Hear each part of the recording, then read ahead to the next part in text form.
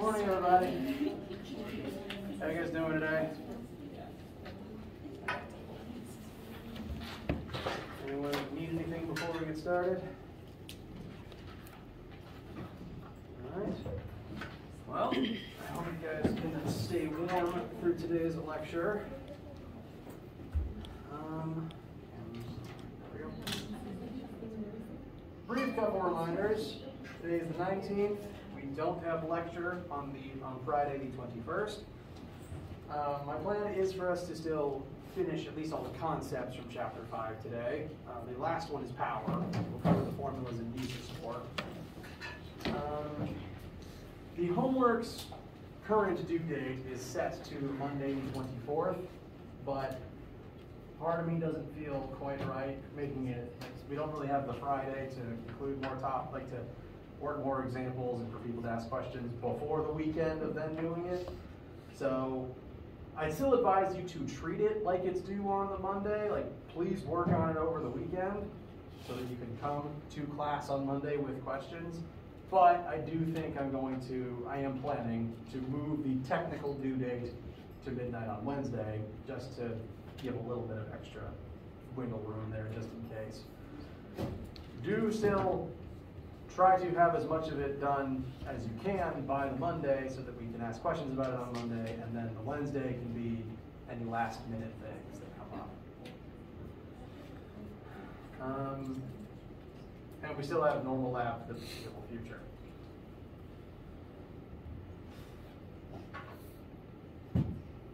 Next week will be chapter 6. I'm planning on that taking at least the full week.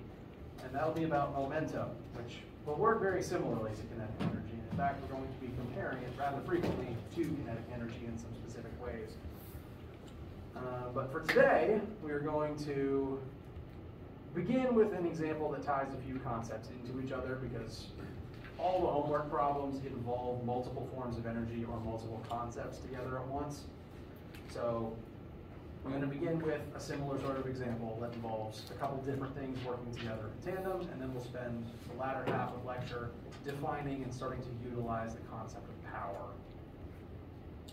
Any questions, needs, or concerns before we begin today? All right. So,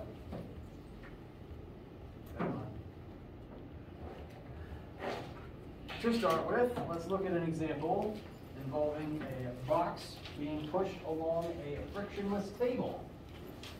Here we have a 1.56 kilogram box.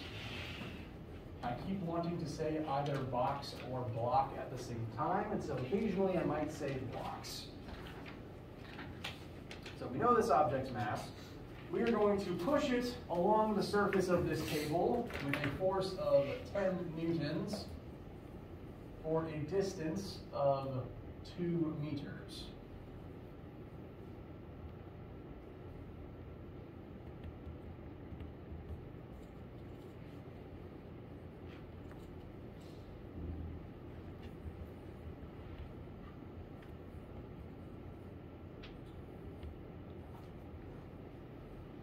So, just to kind of try to help visualize what would physically be happening here, we have an object on the table. You're taking your own hand and exerting 10 newtons on it as you hold it and push it, drag it across the table until you eventually release it after pushing it for 2 meters. Before we read on any further, if you are pushing on this object and it moves some distance as you're pushing on it, what are you doing to the object? What are you accomplishing?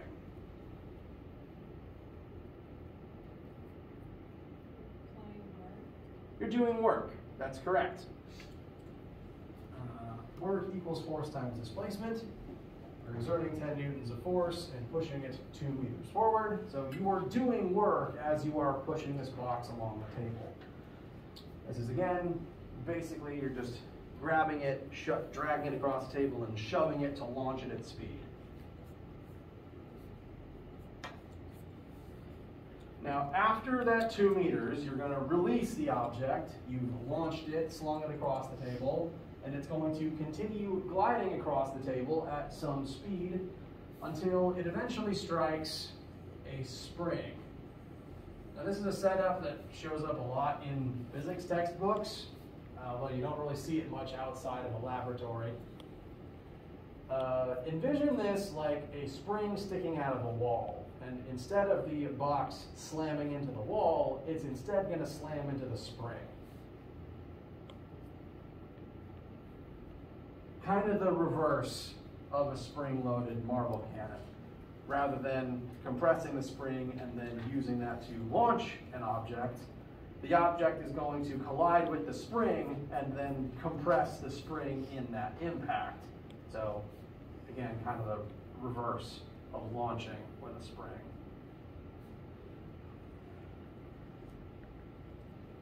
And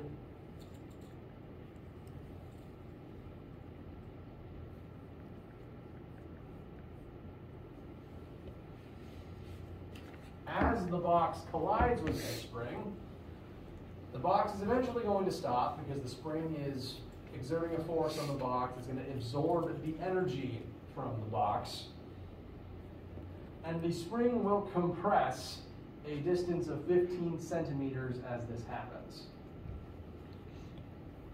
So the box is going to run into the spring, push into the spring will compress 15 centimeters, and that will be what it takes for the box to come to a momentary complete stop.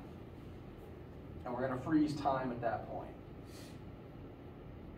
If we didn't freeze time, if we allowed time to continue, what would happen after that point? The spring would oscillate. Spring's going to spring and launch the box again, and then it'll probably oscillate back and forth. So we're pausing time right at the point where the box stops for a nanosecond.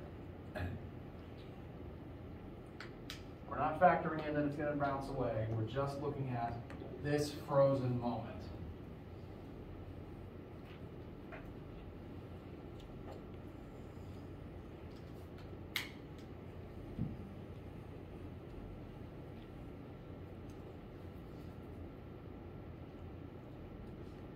Any questions about the physical situation here? Because it is, admittedly, not something that we commonly interact with.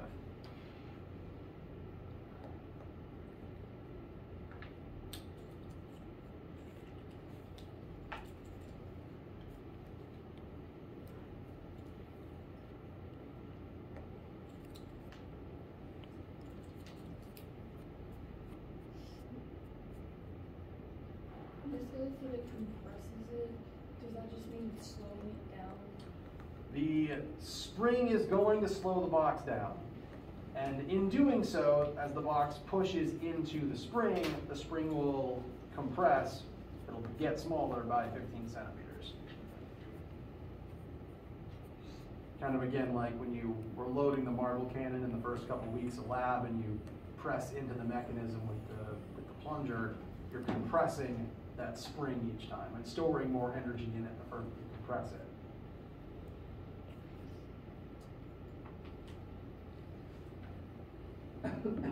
Bless you. Okay. I want to look at the questions in order, just one at a time. One question to you guys. How much work do you do on this box during the stage where you are slinging it across the table?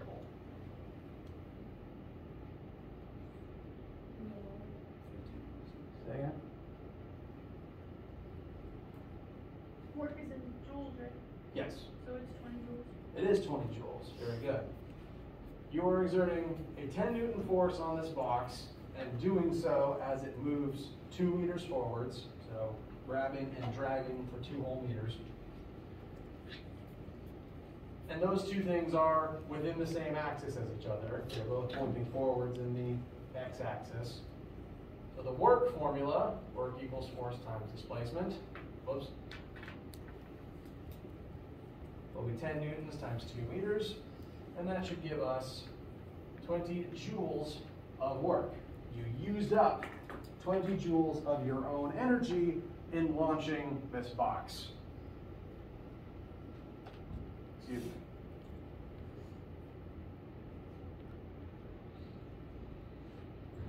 Now, after having done that, next question, how much kinetic energy does the box gain from what you just did?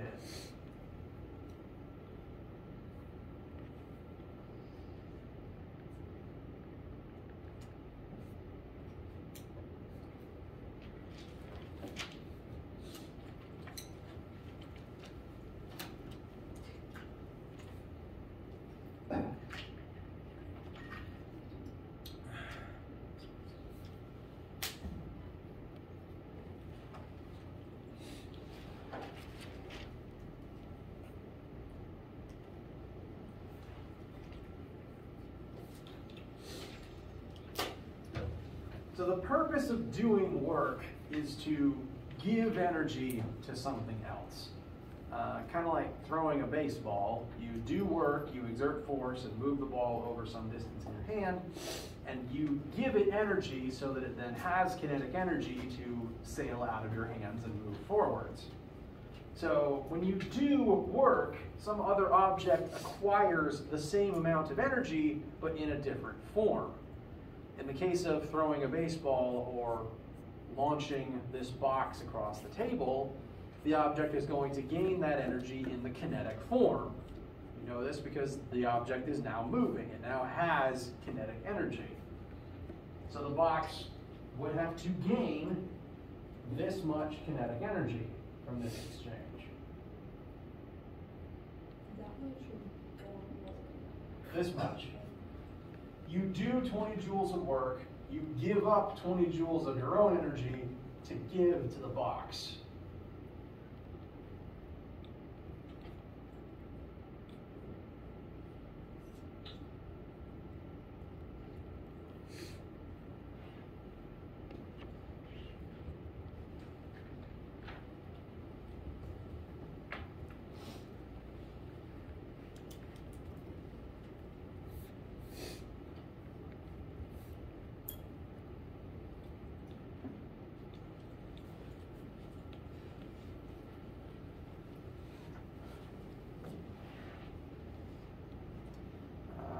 A similar concept to this would be if you were doing work to lift something upwards. Say instead of exerting the force horizontally, you exert it vertically to lift an object up to a different elevation. If I did 20 joules of work in lifting this object, now it would have 20 joules of GPE as opposed to 20 joules of KE. So all works done give energy in some form to something else. And in this case, since the box is moving, that would have to be in the kinetic form.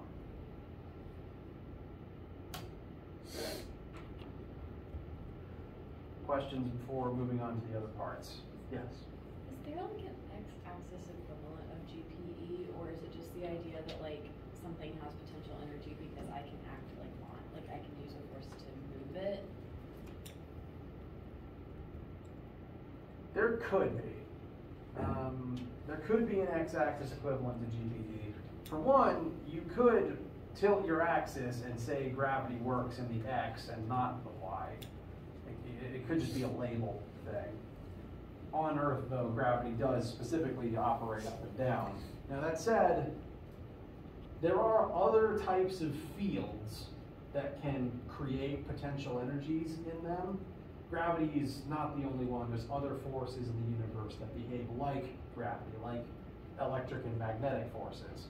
So hypothetically, you could create a magnetic field oriented left to right, and a magnet would have magnetic potential energy depending on where it was in that field.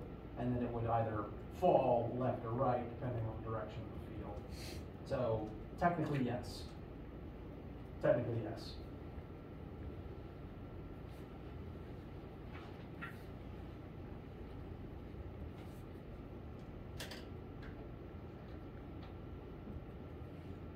All right. Next question. What is the spring constant of this spring? We know this object is going to race towards it until the collision.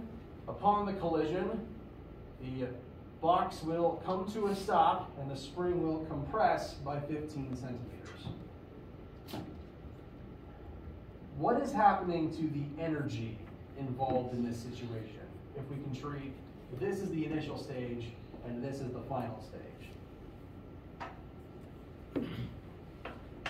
Skin transfer to the spring from the box. Correct. The box has KE. We gave it KE, and that's why it's moving across the table. Box has this much energy in the kinetic form. When it hits the spring and comes to a complete stop, the box doesn't have it anymore. It's now someplace else. And since the spring compressed in this process, that energy is now in the spring in the elastic potential form. To show this with our formulas,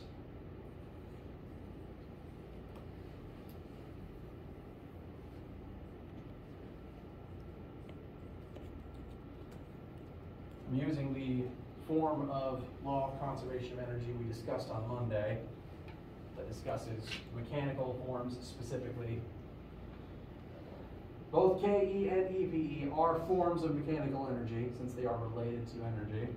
So, initially, in the initial stage, we have kinetic energy. We are moving, we have some KE. So, on the initial half, there's some amount of KE initial. On the final half, if the box comes to a complete stop, then KE final would be 0. There's no KE left because it has all become EPE in the spring.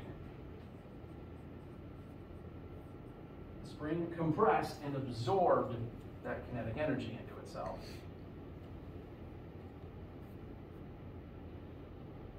So the reason that it switched was because it can't go across, like the kinetic energy to EPE. Can you repeat the original question, sorry? The reason that it switched from kinetic energy to EPE is because it has nowhere else to go.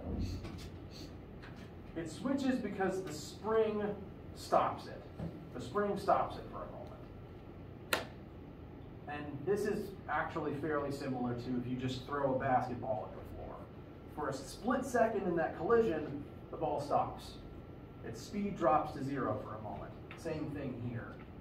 And since that speed is temporarily 0, KE would also temporarily need to be 0, since the formula for KE is 1/2 mv squared. If there's no velocity, there's no KE left. So in the split second that the block hits the spring and the block stops for a moment, because the spring is going to push on it until it stops. And if we pause time at that exact moment, there's no KE left. The energy has to go into another form. And the only other form that we're able to perceive at the moment is the EPE in the spring. Because we know the spring compresses. It absorbs energy from the box in this exchange. And furthermore, if we unfreeze time and allow things to proceed as normal, the spring would push back on the box and launch it in the opposite direction again. Like again, how the basketball would bounce back upwards off of the floor. So for that flash moment, the energy is stored in the spring, and the spring will eventually give it back once it springs and turns back to normal. Okay. Did that answer the question? Okay. So, KE initial is going to turn into EPE in the spring for this moment. Is there any work not conserved in this example? No, there's no friction. So, right there. No friction means no work not conserved. We don't have to worry about it right now. And EPE has K in it. EPE contains spring constant in its formula. So we can use this to calculate spring constant.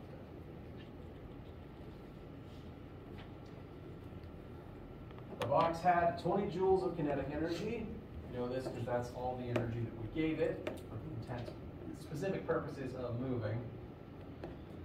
There's no KE final, so I'll just leave that term out. EPE final, 1/2 times K times the compression squared. The spring's compression is the 0.15 meters, the 15 centimeters. That is the amount by which it gets smaller. And that's the value that goes in here. When you're doing this for yourself, you want to make sure that only the 0.15 is getting the square. Your calculator does occasionally make order of operations mistakes because calculators are a lot dumber than they like to think they are.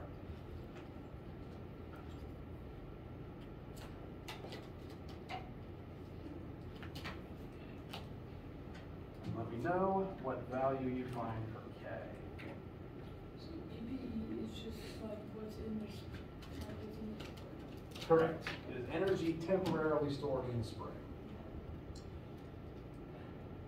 Again, similar to if you were pulling back on the rubber band of a slingshot, there's energy stored in the rubber band until you let go, and then as the rubber band goes back to normal, it puts that energy into your projectile and launches it.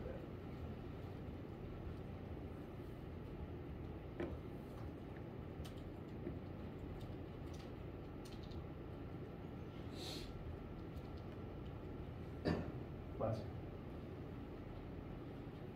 I always say that to every minor noise. It's a habit I've built up. Which is 1,777 times. The particular spring in this example has a surprisingly powerful spring constant.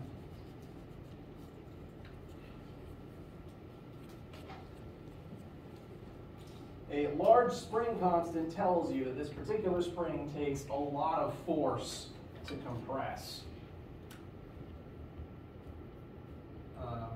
And the unit for spring constant, just to help remember it, is newtons per meter. This means that if you had this spring physically with you, it would take 1,777.7 repeating newtons to stretch or compress it by a whole meter. This would probably be the sort of spring you'd see as a shock in a car. Or honestly, those would probably be even stronger, but this is the type of spring we're thinking about right now. This means that it was able to absorb a decent amount of energy, only compressing a very small amount.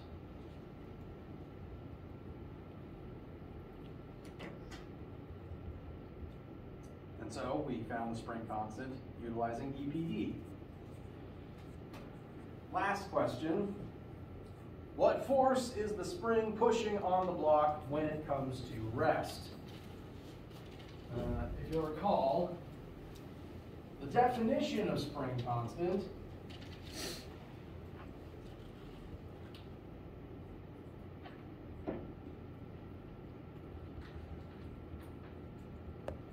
is the force required to stretch a spring by a certain amount. But the Newton's third law equivalent to that would be it's the amount of force the spring itself exerts back on you based on how much it has been stretched or compressed. We know from Newton's third law, opposite action-reaction, if you pull outwards on something, it will pull back inwards on you, and also vice versa. If you push inwards on something, it will push back out on you. That's called compression rather than pulling outwards, which is called tension. Compression is literally just the opposite of tension. The logic is no different other than the direction involved. And the other version of this formula is spring force equals K times X, or possibly delta X.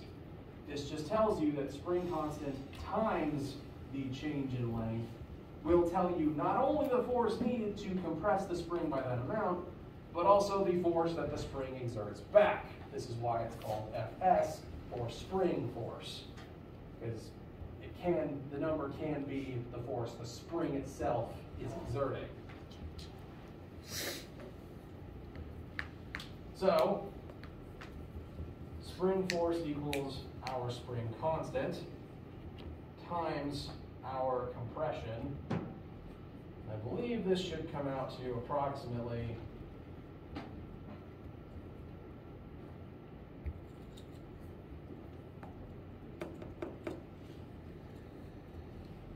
266.6 repeating, which is a non-insignificant amount of force. This is again further proof that spring is going to launch the box again. It's exerting that much force on it, the box is going to rocket away if we unpause the freeze frame time that we've been examining.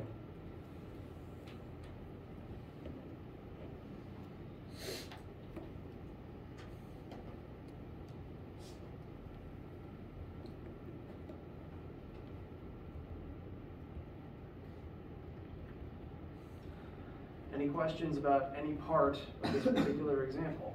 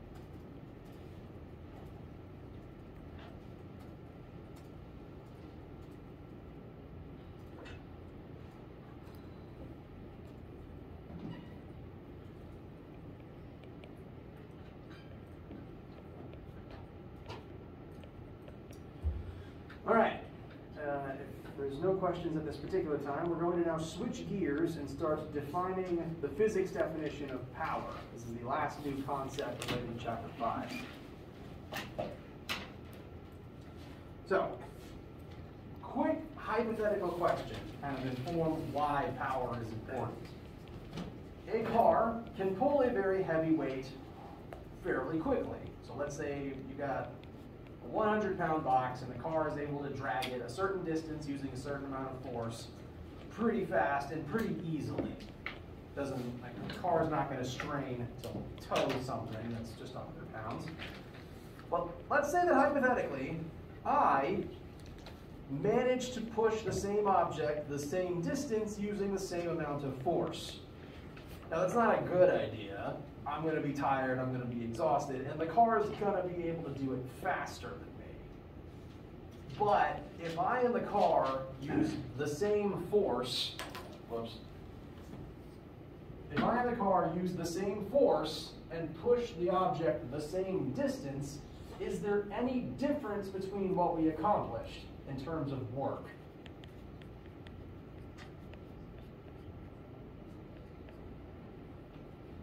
Based just on this formula, is there any difference between those two tasks? Based on this formula, no. This formula is only force times distance. It doesn't factor in the speed at which the task was accomplished. Obviously, the car is more capable of doing this, and yet this formula doesn't see a difference in the two versions. That is why there is an additional concept known as power. The definition of power is the rate at which energy is used, or alternatively, the rate at which work is performed. Literally, if you take the work required for a certain task and divide it by time in seconds, that will tell you the power rating for that particular action. A higher power rating means that whatever machine or whatever person did that task is more powerful, but it also means that that machine or person uses more energy faster than something else. Power is a measurement of the speed of energy consumption.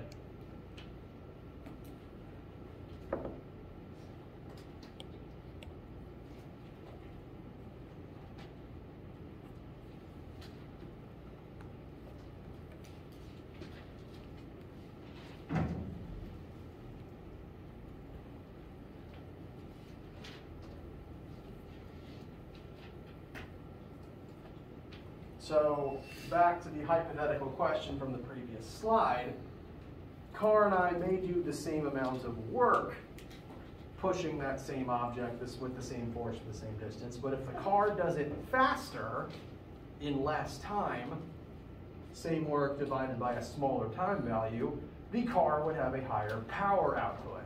It was able to use the same amount of energy, do the same task in a shorter amount of time. That is a more powerful feat. That is the car has a higher power output.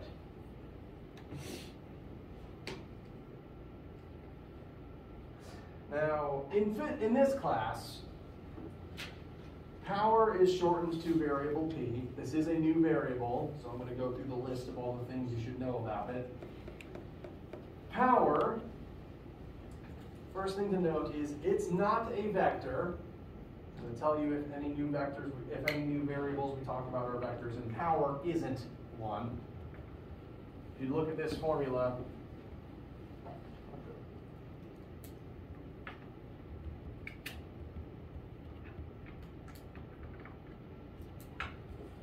in order to calculate power, you're dividing scalar work by scalar time, and as a result, power also ends up a scalar.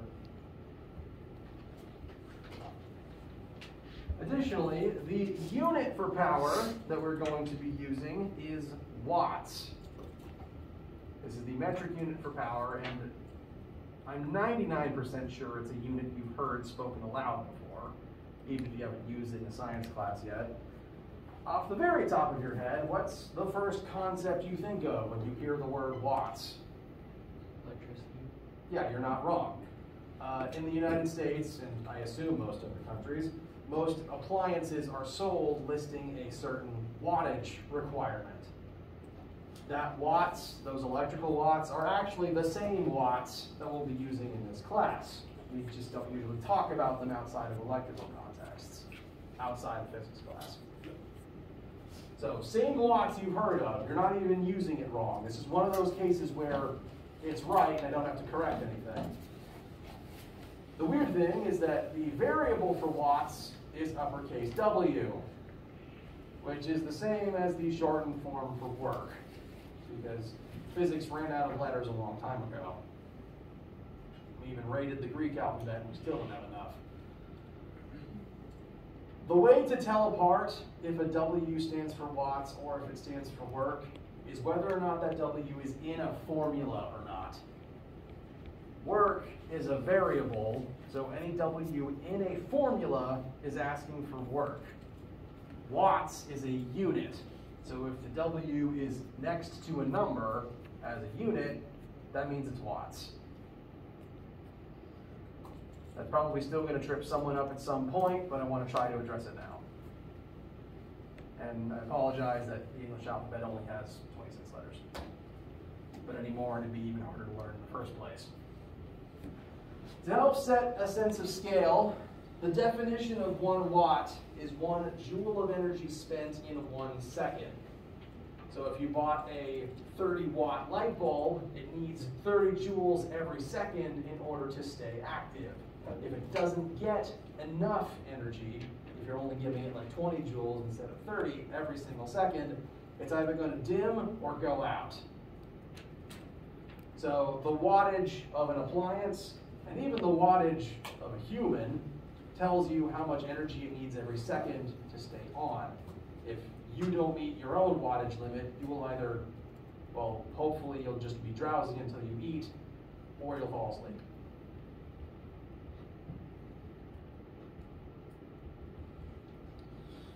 And for an additional sense of scale, there is another unit of power that does get talked about in the United States, and that is quite literally the unit of horsepower.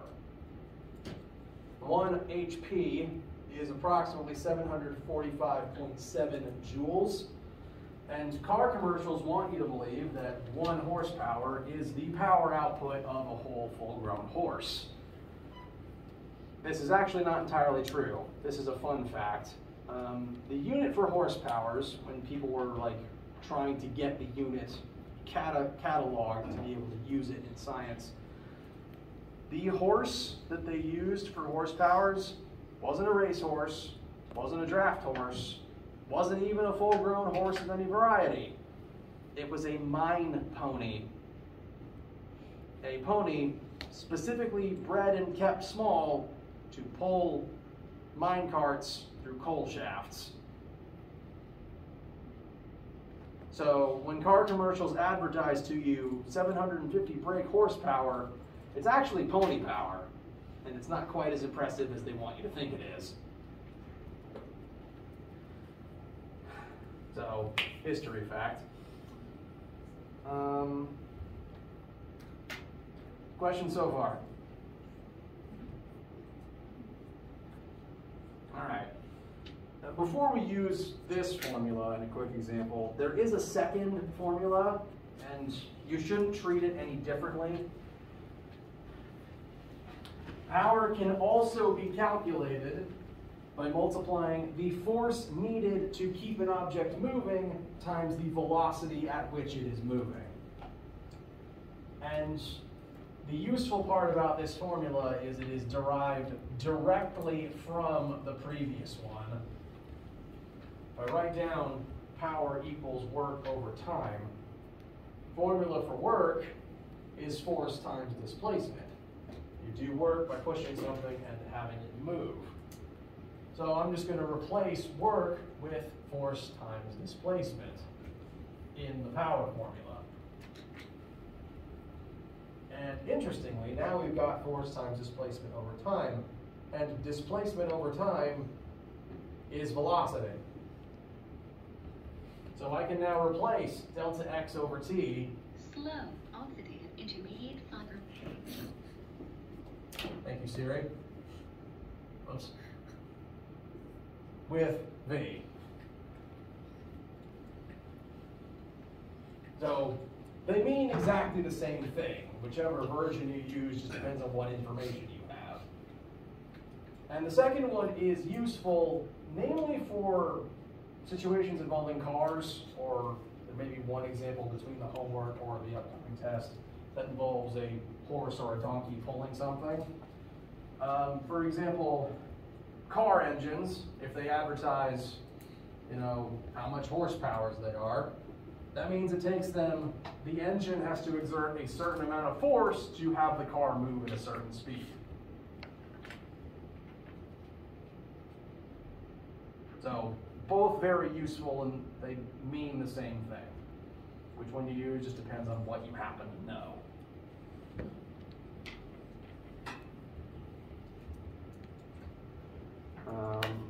We're now going to utilize this in a quick example, and that'll be it for the day.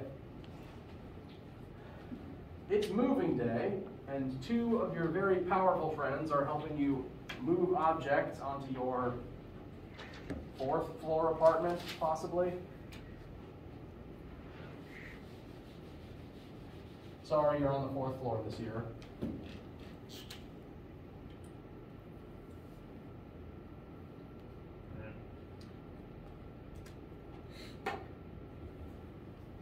There we go.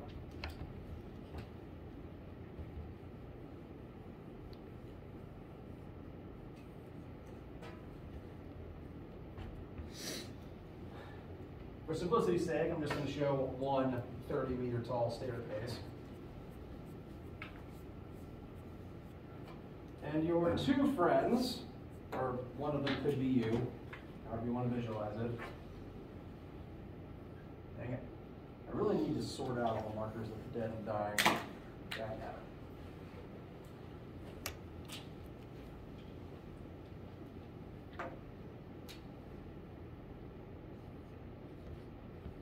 Person one is going to carry a box that weighs 1,000 newtons up this flight of stairs, whereas person two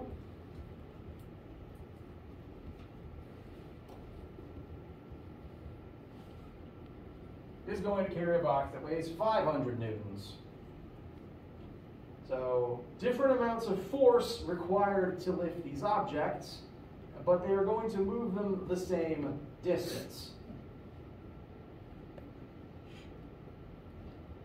And we need to figure out which of these two people does more work versus which one is more powerful, whoever has a higher power output. I'm going to do work first, because we kind of need to.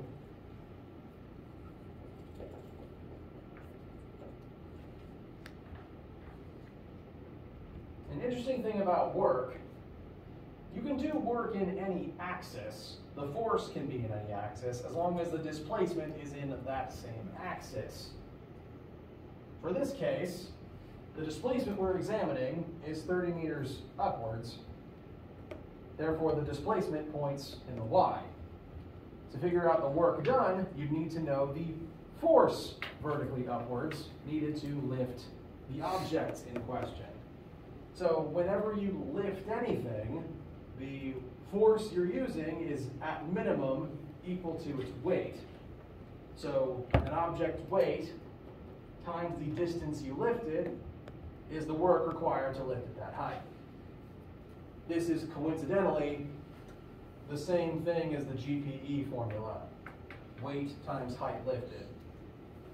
When you do work to lift something, you're giving the object a GPE equal to the work you perform. So that's not a coincidence. So for person one's workload, they're lifting a 1,000 Newton box. That's already its weight, not its mass, so we don't have to calculate anything from it. Up a flight of 30 meters. So person one has a work output of 30,000 joules. They use 30,000 joules carrying this box. That is not an insignificant amount. It will take 1 or 2 cookies to replenish that.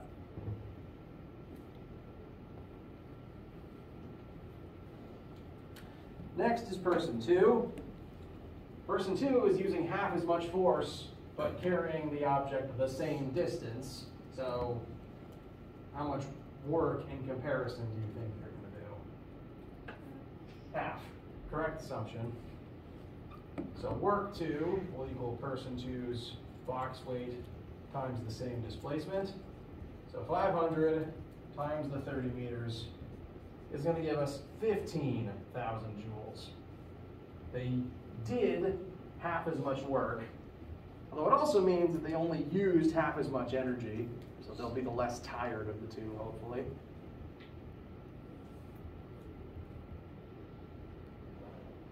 So that's just their works. That is just their energy use. That didn't factor in their speed at all, yet. To factor in their speed, we need to look at the time it took them to perform those tasks, and then the power formula will have us divide their work output by the time it took. So for person 1, they used 30,000 joules in 1 minute. So power 1 is going to be 30,000 over 60 seconds. We do want seconds, since 1 watt is defined as joules per second. And if memory serves, that should come out to 500 watts.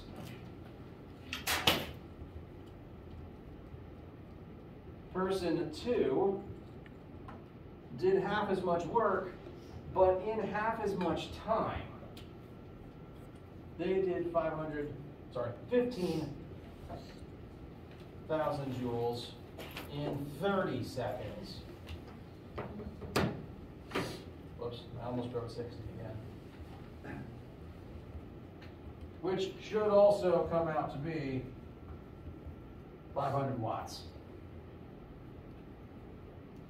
Both of these two humans are equally powerful, which should, I hope, illustrate that both force output and speed are equally important.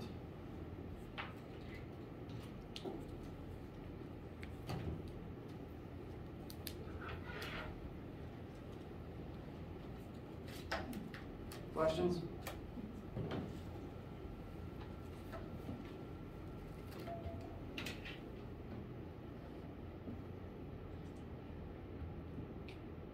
All right. as I said, do be working on the homework over the weekend. All of the homework questions for this particular chapter are, the questions might not be multi-parters, but they all involve multiple concepts, either different forms of energy transferring into each other or comparing energy to work and power. They're all multi-stages. So treat them all as their own unique riddles, and let me know what issues you encounter as you work on them. We'll spend Monday going over anything that you need, and you'll have until Wednesday to wrap it all up. Anyone need anything at this time? All right. In that case, I'll see you for the lab today or for lecture on Monday. Have a wonderful day and stay warm.